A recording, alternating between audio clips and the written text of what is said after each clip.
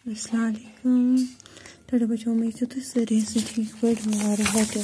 तो ऐसे याद के इसके कर बाद ने सब कुछ सबक चास का था रीडिंग तो तक मस पूरा क्या ऐसे असला मजा जो प्रैक्टिस हफ्ता नाम का आसान था शो पे हफ्ता का चुना हफ्ता चासा सातन दो ने यानी क्या था इंग्लिश पे चुना वीक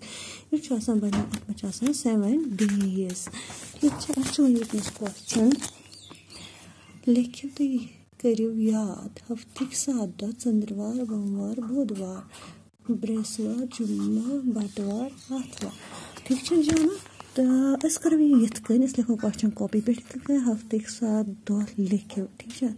जवाब लिखो दोहन हिंद नाम यो लिखो नेम ऑफ डेज तो पाई चंद्रवार ठीक है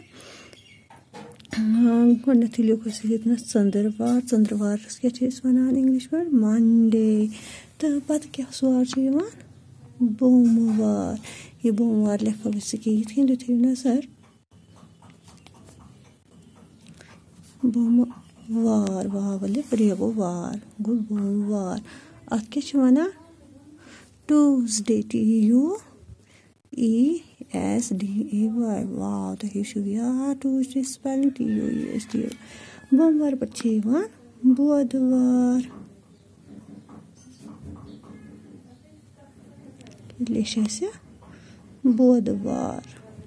ठीक है अत क्या वन इंग्लिश पे ट्यूसडे बाद वेडनेसडे WEDNESDAY वेडनेसडे तो पत को स्वार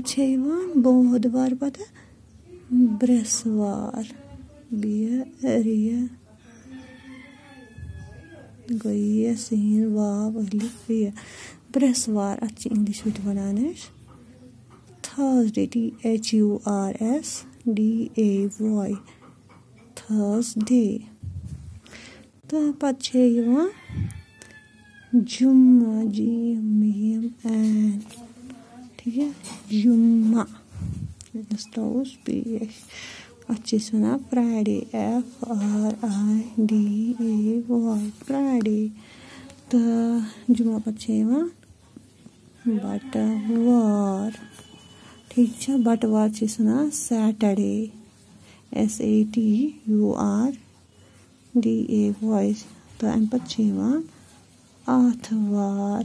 ये गई आथवार अत संडे SUNDAY ठीक है पर फिर